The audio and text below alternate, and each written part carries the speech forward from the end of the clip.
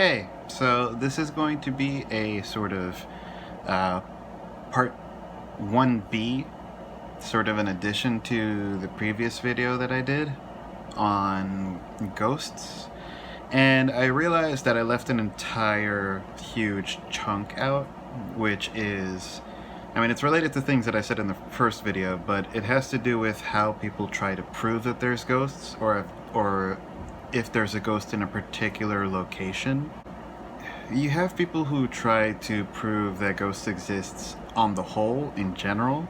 Then you also have people who try to prove that ghosts exist in a particular location. Just to say, like, this particular location is haunted, and we already accept that ghosts are a thing. You have that distinction, but I feel like a lot of times you have some of the same logic and some of the same tools and techniques used in both cases, so they can sort of bleed into each other that way. And so in this video I'm going to talk about like the techniques that they use, the machines, the instruments that they use, to sort of add on to what I said previously, because I feel like this is kind of important if you're going to talk about, like, you know, is it a ghost? Are ghosts a thing? Are ghosts real? Or is a place being haunted something that's actually, you know, a tangible thing that exists in the world? I don't know, I felt like it was a pretty big omission, so I'm gonna add this part B here. And so to start with, you have, you know, those sort of rods that people use to sort of try to figure out if there's a ghost in the area by using electromagnetic interference as sort of the justification as to why it may be moving, and then attributing that electromagnetic interference to a ghost, or even like maybe even physical movement by the ghost. Maybe the ghost is just like literally messing with the rods. It's never really 100% clear how, you know, the science of how the instruments are being used links back to ghosts.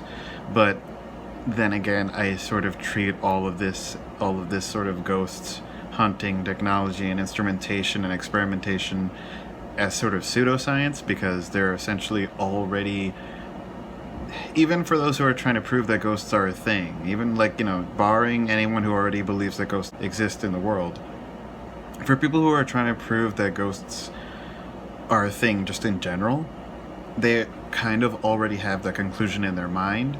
So I feel like when they use those sort of instruments to show that they're real, it's kind of, it's pseudoscience. It's using scientific jargon and instrumentation in a way that isn't really adhering to the scientific method. You have your conclusion, you have your hypothesis that you already believe in, and you're just trying to get to it somehow. I kind of think the same thing about, like, astrology, you know, people who believe that, you know, taking mind-altering drugs can allow you to speak with deities, or, you know, all that sort of thing, and they try to use, you know, pseudoscience to essentially try to prove their point, but they already have a point that they're trying to reach in mind. So, and I think that kind of goes in line with what this whole video series is about, just generally, and also kind of like a running theme in my channel so far. Anyways, to get back to, like, the technology that's used, so you have those rods, and people attribute their movement to a ghost. But in much the same way that you could be playing with a Ouija board and accidentally move it without even knowing it, you can do it like subconsciously moving it, or even just like random movements of your arm or of your body, even your heartbeat, or even the cadence of your breath. Any movement of your body that can make your hand unsteady will move the Ouija board. In much that same way, you can have two rods that you're trying to hold completely still, but that you could accidentally be, you know, moving just by, like, very, very slight, almost imperceptible to you movements of your hands that affect how those rods are supposed to be pointing. And even if it isn't a result of random movements of one's own hands, it could also be electrical interference that's natural. there's all sorts of electrical interference which occurs all the time. You have the Earth's magnetic field isn't the same in all places. You can have technology or some other magnetic source in the surrounding area that can also affect the magnetic field in your local area. I know that I kind of spoke in a circle there, but essentially what I'm saying is there are a lot of natural and even man-made causes for electromagnetic interference, and not only applies to people using those rods, which I think not many people in ghost hunting really even use, but it also sort of applies to another device which is used, which measures changes in electromagnetic interference. You even see it on shows like the one they had on A&E, I think it was, or Sci-Fi, I don't remember anymore, but the famous ghost hunting show, where they've even found situations where it was clearly electromagnetic interference coming from a source that was man-made. They've even shown that. But in the cases where they can't find a source, it could easily be just natural, just something in nature which might cause the electromagnetic interference, even from space. The sun can cause electromagnetic interference that we don't always, realize just how deeply it can affect our technology, our daily lives, and what have you. So there's that. To sort of cross two devices used in ghost hunting off the list. I'm not saying that it's completely bunk, but you have alternative explanations as to why these pieces of technology could be reacting in that way. So then you have what I think is an interesting one, because I've sort of experienced something like it myself, where you have this device that ghost hunters use that it cycles through multiple radio stations really quickly. And so if you think that you hear something that sounds like a clear voice saying something, they might use that to attribute that sound or that occurrence to a ghost. It cycles through different radio stations. I don't know if it does it randomly, if it's just jumping from one to another, but if it's not and it's just cycling through, going through the radio station sequentially, by order of, sort of the wavelength, then there's every chance that they might just be picking up on radio interference from the radio station in the area, or it just happens to pick up a radio station accidentally, because they have this idea that if it picks up a clear voice or sound, then it must be a ghost, because how else would a single sound or like utterance from someone's voice, a word, a phrase, possibly sort of traverse through those radio stations and be coherent? But even when you're sitting in a car, and this has happened to me personally, you can have it where radio stations don't always broadcast in a single radio sort of bandwidth, or a single radio wavelength. They might be it could very well be the case that their radio signal or their broadcast it can be picked up on multiple different radio stations, and therefore multiple different sort of radio frequencies. So it's happened to me, in which case it's happened to me where I'm listening to something on the radio and I hear this, like, pretty much the same broadcast, but you can hear it on more than one station because it sort of bleeds into other stations. Sure, eventually when you get far enough from that, their primary the primary radio signal that they're broadcasting on, the further away you get from it, the more distorted the sound becomes. But you do still have sort of a spectrum of radio waves in which you can hear the same broadcast. So, and like I've heard that in the car, just sort of listening to the radio back when that was more of a thing, before we used just our iPhones to listen to music in our cars, which I gotta say I prefer because you can hear it more. So you can very well have it where ghost hunters hear what sounds like a clear voice or utterances, but they're using a device that's cycling through radio stations, essentially. And so it could very easily accidentally catch a radio broadcast that sounds, it might sound out of place to them, but I mean, of course it's going to be out of place. It's out of context, so it's going to sound weird.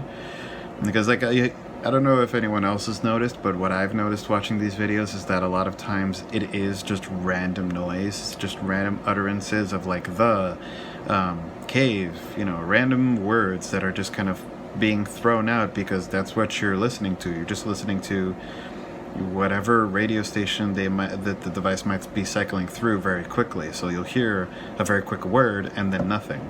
You'll just hear, you know, radio static. And then there are devices that apparently are supposed to be, you know, it will shoot out a word, and it's supposed to be evidence of a ghost, but I don't know if I really trust that device in much the same way that I don't really know if I really trust the device that is supposed to give you, like, the outline of a person that you can't see. Both of those devices sound more like they're trying to sell you the idea that they can catch a ghost, and like the one that gives you random utterances, you know, devoid of a radio signal, that one could easily just be a random word generator. It could be, like, I won't discount it 100%, but there's that chance too. And then in the case of the video camera that's supposed to supposedly tell you that there's a person there who's, like, you know, segments of their body you can see on the camera, but you can't see anything physically, to sort of prove that there's a ghost there even though there's nothing visible. I don't know how much I trust that camera either, because it's, again, sounds like it's trying to sell you on it. And sure, it might be a device that allows you to catch a person that might not be visible easily in certain circumstances, but I don't know if this is really a device that's used in those instances. It sounds like it's just used primarily in ghost hunting or ghost proving, so I kind of doubt the legitimacy. And you also have, it's a big one, although I don't know if it's really strong even by ghost hunting standards, but, like, cold spots. You can very easily get cold spots in, you know, like, even if you're in a warm area, you can very easily get cold spots at night, which most ghost videos are done at night. Especially if you're doing it in a deserted area or in the literal desert, where night temperatures can plummet to quite astounding temperatures for a desert, just because there's not a lot of great heat retention in a desert. You know, speaking in terms of, like, arid deserts, not like the Antarctic, which is technically also a desert, but a cold one. Anyways, temperature is fluid. Air is essentially a sort of fluid and is constantly moving. So if you find yourself in a warm room but you find a cold spot, that's to be expected, considering that temperature is rarely ever uniform, especially in places that are occupied by human beings. Even one that's abandoned, the second a human being moves into the area, you're disturbing the air, essentially, which is why you can accidentally cause mold to react, because your being there, your breathing affects the air in the room. And it can, the carbon dioxide that you're breathing can essentially sort of activate or wake up mold. It's weird, but and I don't know if I'm getting this 100% right, but I have heard cases, or I have heard of this sort of phenomenon where just the fact that you're breathing in that location, in an area where mold is growing, can cause the mold to react. And that sort of goes to show you that even just your being there can affect the airflow of a room, and therefore affect the temperature that you're reading off of whatever air is in the room. Like, right now I'm sitting next to an AC just because the heater in this building is really strong. Or, you know, they turned it up to 100% and I'm boiling. And I know I'm wearing a sweater, but it's, you know, it's kind of my aesthetic for these videos, so I'm just sticking with it. Anyways, air is fluid. Temperature, therefore, can move with fluidity. And you can find yourself a pocket of air that is colder than the rest of the air in the room. That doesn't necessarily mean that there's a ghost there. And in the cases of all of these different methods of trying to find a ghost, the same sort of reasoning can be applied to all of these different devices and investigative tools. None of them really prove ghosts. It just attributes a phenomena or a reading. By the way, the devices can also be, there can also be a error with the device, but it's all readings being attributed to ghosts when they could actually be there could actually be a different cause to the readings that you're getting. It doesn't have to be a ghost, and also it's not necessarily well established that it is a ghost, even by those proclaiming it to be, which kind of falls into the whole issue that I have generally with anything supernatural, where we're finding ways to attribute it to a ghost instead of actually proving that they're a real thing. And to sort of touch on something that I only briefly mentioned a minute ago, is that you can also have faulty devices, especially in the circumstances where these devices are being used, where they're just, out in the field. There's not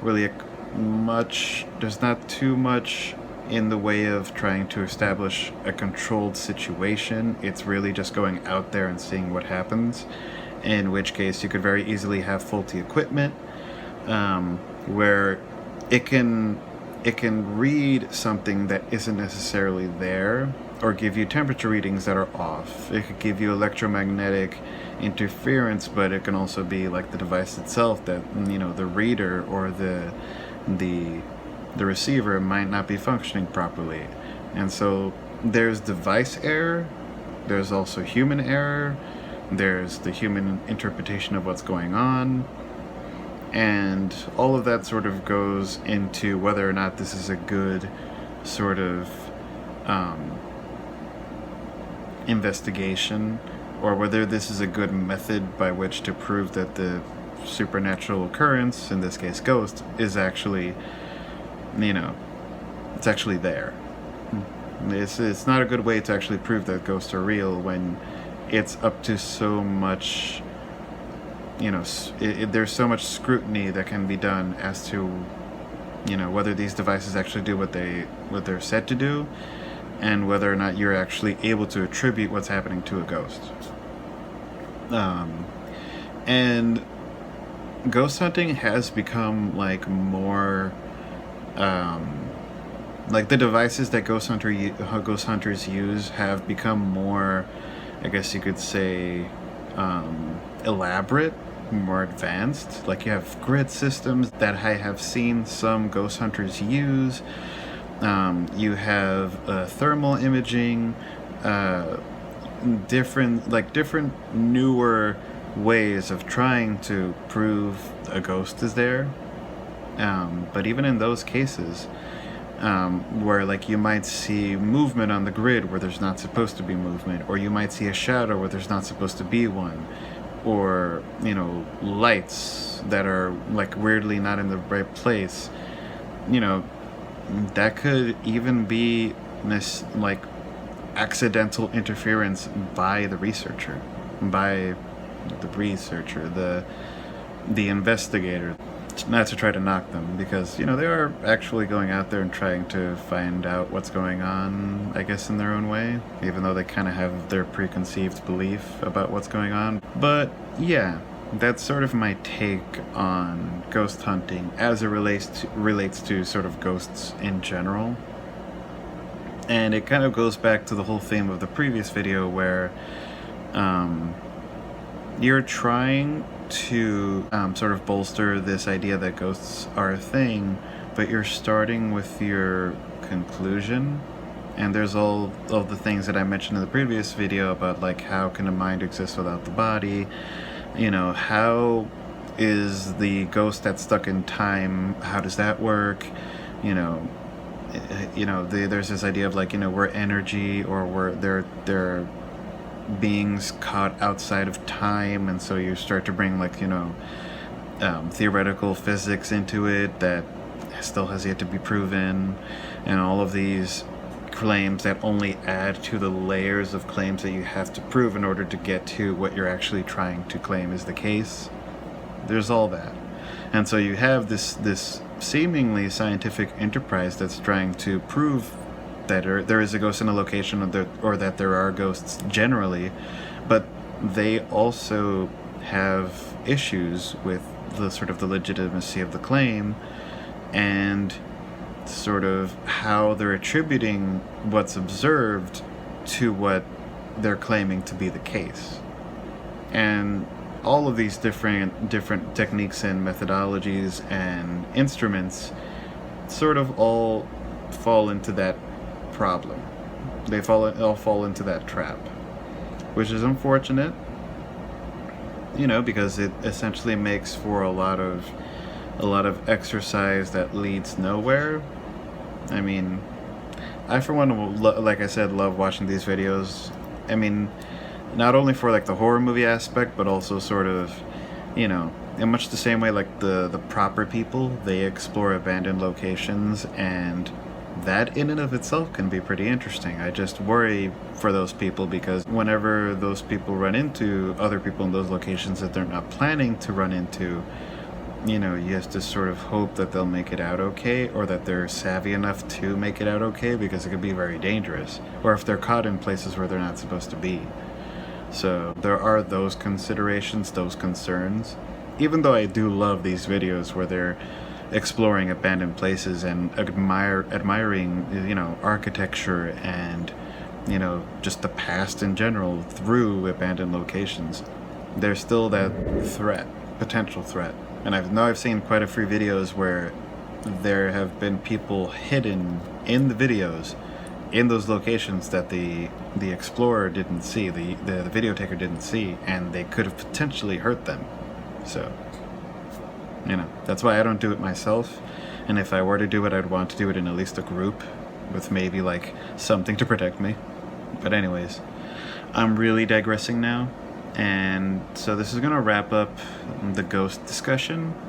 Next one will be on heaven, which I imagine will be its own dense video, but that's sort of the plan. That's why I want to sort of like cover this and have it done with, and then move on to heaven next and just talk about all the metaphysics involved, and all the questions I have about it. But anyways, and it is the 25th, so I want to wish everyone a happy holidays and happy grand conjunction of Jupiter and Saturn. I'm very sad that I cannot see it because of how cloudy it is in New York for this past week, but apparently it's supposed to last until the 29th of December, so maybe I'll get a chance to see it tomorrow or after tomorrow. Here's hoping. But yeah, thank you to anyone who watched this through, and I guess I'll see you in the next video, and bye-bye.